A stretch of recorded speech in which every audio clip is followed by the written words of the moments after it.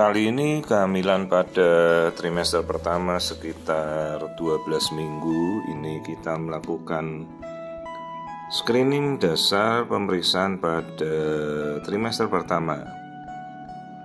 Jadi kalau trimester pertama masuk 12 minggu, kita sudah bisa melihat kondisi awal pada janin secara keseluruhan ya. Yuk kita mulai dari melihat struktur kepala. Ini kita melihat otak ya. Gampangnya kita kalau melihat otak itu harus ada sayap kupu-kupu putih itu di tengah otak itu ya. Itu namanya korteks, cerebral cortex yang nanti akan menjadi otak besar. Jadi kalau kita tidak melihat sayap kupu-kupu putih itu, artinya ya otak tidak terbentuk atau hidrosefalus.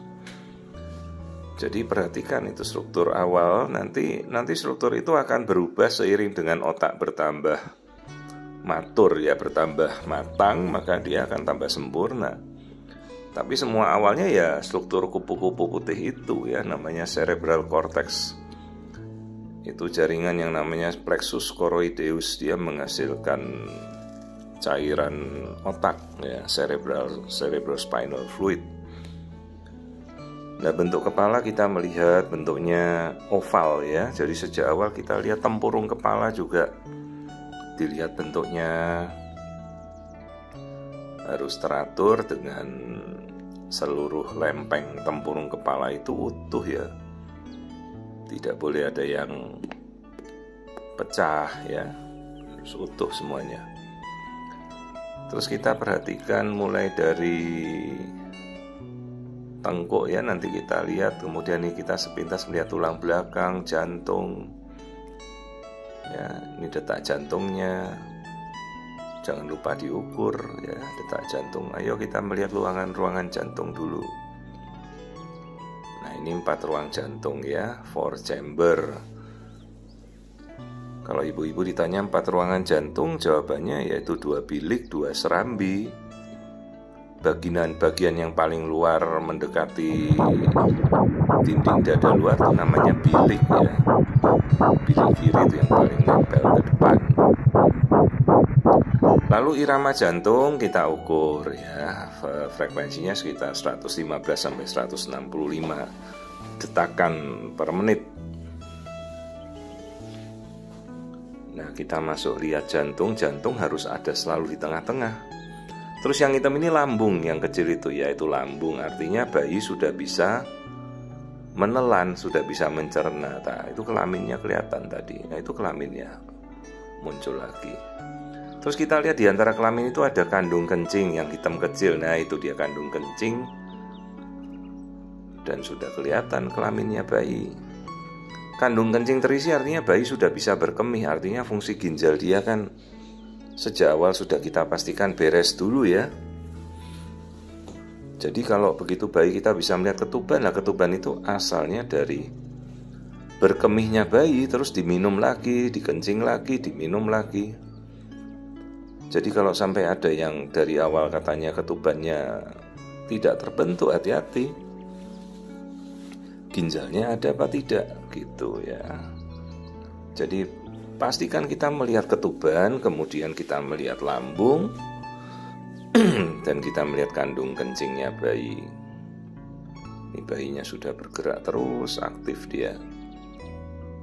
Dan di minggu-minggu ini kita biasa anjurkan untuk pemeriksaan genetika ya. Pemeriksaan genetika itu sudah sangat-sangat terjangkau ya. Di bawah 2 jutaan itu sudah mampu untuk melakukan pemeriksaan dasar dengan mengukur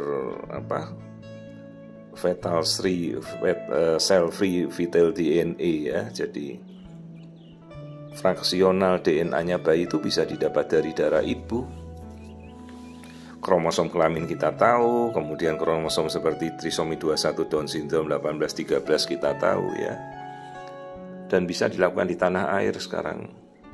Di wilayah Jawa dan Bali itu sudah umum kita lakukan ya, untuk cek NIPT atau cek DNA. Tapi jangan lupa kita melakukan pemeriksaan ini, kuasai pemeriksaan ini dengan baik ya. Itu wajahnya bayi. profil wajah, hidung, bibir, mata terlihat dengan jelas ya. Jangan lupa nanti kita lihat tulang hidungnya. Ya, jadi ini profil wajah yang normal. Kita masuk lihat wajah, kemudian lihat itu bagian bola mata. Ya, pelan-pelan kita lihat hidung, mata. Itu bahkan lensa mata yang bulat di tengah mata itu ya. Terlihat terus kita melihat hidung, sudah, dagu, mulut. Nah itu ya. Ini jadi dia dari profil samping, kita coba lihat dan amati. Ya, ini bayinya dalam posisi ngadep samping. Ya, ini pergerakannya sudah mulai aktif, yaitu tangannya dia bergerak-gerak. Lihat profil tangannya, jari-jarinya juga normal ya. Oke, kita sudah lihat tampilan awal dari janin. Nah, ini bentuk keseluruhannya ya. Ini 12 minggu sekitar itu. Jadi yang kita lakukan ini melihat screening pada trimester pertama. Kondisinya tampak normal ya. Ini pergerakannya sudah terasa apa belum nih? Belum. Gerakan pertama bayi akan terasa sekitar 18 minggu lah paling cepat. Kalau 12 minggu belum terasa. Jadi ibu-ibu kalau terasa kedutan itu kontraksi ya. Itu bukan gerakan bayi ya. Nah, kemudian kita kembali lihat struktur keseluruhan. Tadi sudah. Tali pusat juga normal.